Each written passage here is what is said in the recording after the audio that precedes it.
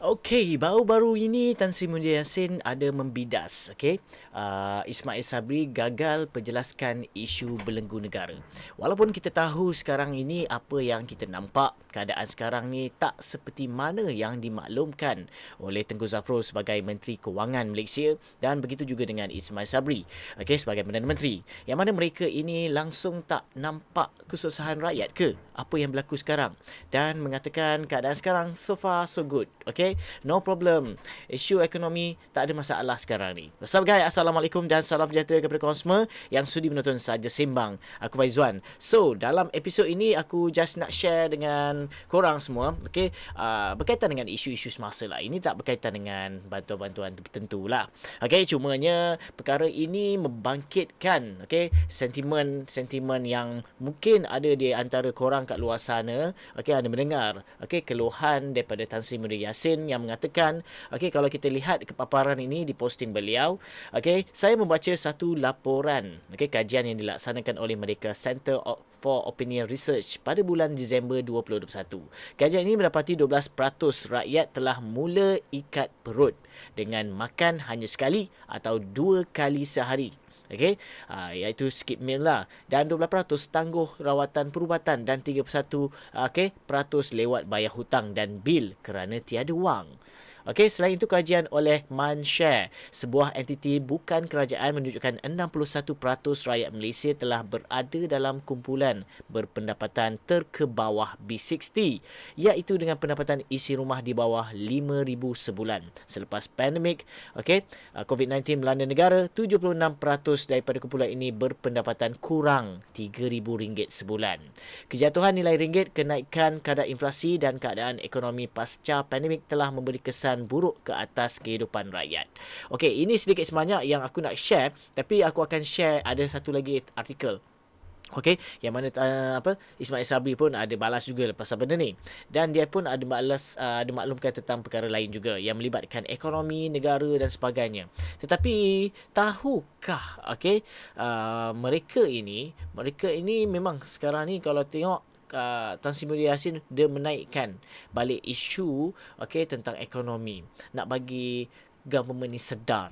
Tetapi kesedaran tu kalau kita nampak memberi kepada kesedaran ini, okey, tak bermaksud itu puncanya daripada kata pemimpin yang sekarang ataupun kerajaan yang sekarang. So sebab itulah, okey, seperti mana yang dimaklumkan oleh Ismail Sabri tentang perkara ini, kalau kita lihat kat sini, okey, kalau saya gagal urus ekonomi, maksudnya semua gagal, termasuk Muhyiddin, kata Ismail Sabri. Sebab apa? Sebabnya kalau kita lihat dekat sini, okey, kalau kita tengok pengurusan ekonomi dijaga oleh Mustafa, okey, Menteri di Jabatan Perdana Menteri Bahagian Ekonomi, Datuk Seri Mustafa Mohamad, manakala MPN dipengerusikan Muhyiddin menasihatkan kerajaan dari segi ekonomi. Okey, ia adalah tanggungjawab bersama. Kalau gagal, maknanya semuanya gagal. Semua gagal, termasuk Majlis Pemulihan Negara juga gagal. Katanya kepada media selepas melancarkan dasar tenaga, okey, negara 2022 sehingga 2040 di sini hari ini. So, kalau kita lihat dekat sini, mungkin ada di antara korang mungkin mewakili PN, ataupun aku malas nak campurkan tentang hal isu politik ni. Tetapi kalau macam kita lihat, okey, kalau macam kita ni tengah-tengah lah, kita nampak macam okey, PN dah mula nak bangkitkan isu rakyat apa yang terjadi sekarang dengan ekonomi. Sebab apa? Inilah orang kata boleh lagi menjadi satu alasan, dan alasan ini adalah real. Bukannya alasan ini main-main, saja-saja je ini di-create. Bukan. Okay? Benda ini real, reality telah berlaku dan sedang berlaku. So sebab itulah kalau macam kita nak kaitkan dengan KWSP, dah pula KWSP. Okay? Memang kita rasa macam okey lah, inilah masanya dan masa yang sesuai, okey, yang kita patut, okey, kata bersama dengan PJIR untuk support mereka ni menyuarakan tentang tuntutan kali yang kedua ini. Okey, tak tahulah kalau nak kata kali terakhir ke ataupun tidak. Tetapi kali ini bersasar, maksudnya bersasar itu pencarum-pencarum yang betul-betul memerlukan sahaja untuk pengeluaran yang kali kedua. Bukannya nak keluarkan macam 10K yang hari tu kan. So sebab itulah kalau kita lihat, kita nampak dari segi mata rakyat, oh baguslah. Tetapi kalau kita selidik balik, adakah benda ini relate dengan KSP? Ini persoalan je. Kan? Sebab apa dah kaitkan dengan KAIS, bagi makan pagi, asyik skip meal je, makan, lepas tu pendapatan macam ni, dah jadi macam, apa, daripada berpendapatan 5,000, and then terus jadi Big 60, jadi pendapatan 3,000 ke bawah. Dan tapi disebabkan siapalah kan, itu aku tak tahulah. Okay, cumanya, adakah ini relate dengan KSP? Jom kita tengok paparan yang orang kata mungkin, okay, boleh kita lihat dekat sini apa yang dimaklumkan oleh Tan Sri Muhyiddin Yassin. Okey, jom kita tengok. Okey, kalau kita tengok perenggan yang bawah sahaja.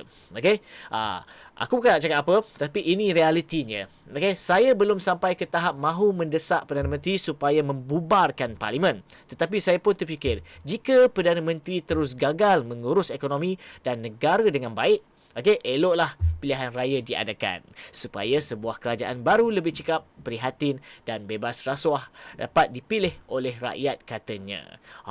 Itu dia. So sekarang ini kalau kita lihat ke negara kita ini, pelabur pun kadang-kadang tak berani nak masuk. Okey, sebab keadaan politik yang masih kurang stabil. Okey, masih nak bergaduh, masih bukan yang permanent, masih yang bukan dipilih oleh rakyat sendiri. Okey, so dijadikan alasan dengan inilah apa, pilihan raya. Pilihan raya, pilihan raya, pilihan raya. Tetapi untuk pengetahuan korang, aku nak bagi tahu kat korang baru-baru ni Tuan Azmi ada maklumkan, okey, yang mana untuk tuntutan ini tiada kaitan dengan parti politik. Mana-mana parti politik. Dan sekiranya korang kat luar sana mendesak tak habis-habis dan mengatakan, aku malas lah kalau korang ni tak lulus ni, aku tak nak pergi mengundi. Inilah orang kata statement-statement yang kadang-kadang tak fikir. Okey, apa yang akan berlaku? Sebab apa? Kalau ikutkan, okey, perkara ini kalau kita, Tuan Azmi sendiri beritahu, please jangan kaitkan dengan pilihan raya. Jangan kaitkan dengan parti-parti politik. Sebab benda ini secara orang kata berdiri dengan sendiri. Pertubuhan Gagasan Inovasi ni, okey, inovasi rakyat ni berdiri dengan sendiri tanpa terlibat dengan mana-mana parti politik yang mungkin nak ambil peranan mereka ini untuk manifesto ke dan sebagainya. Tidak. Okey, benda ini memang ada kait dengan pemuda UMNO dan sebagainya. Tapi ini sekadar support. Tapi bukannya atas kehendak. Okey, kita nak benda ini lulus disebabkan pilihan raya. Tidak boleh. Okey, apa yang diharapkan oleh maksudnya Tuan Azmi sendiri, kalau boleh kita nak benda ini jadi sebelum pilihan raya. Itu yang sepatutnya. Tanpa dijadikan orang kata umpan untuk pilihan raya akan datang. Okey, yang terkini. Okey, itu saja yang aku nak share dengan korang. Perkara-perkara yang begini, yang mana bukannya kadang-kadang kita tengok sebarang statement-statement yang dikeluarkan oleh kerajaan buat masa ini, kadang-kadang nak pancing rakyat. Itu biasa. Okey, cumanya kita sebagai rakyat yang bijak, okey, pilih yang mana yang kita rasa betul-betul, okey, usaha untuk orang kata suarakan untuk rakyat dan bukannya suarakan untuk kuasa yang mereka inginkan selama ini. Itu saja. Pilihan yang bijak adalah korang sendirilah sebagai rakyat. Okey, itu saja perkongsian aku dalam episod kali ini. Diharap sikit sebanyak memberi info yang terkini daripada channel Saja Sembang. Bagi korang yang masih lagi belum subscribe ke channel ini guys, please klik button subscribe dan jangan lupa share dan juga like video ini guys. Aku Faizwan. Assalamualaikum.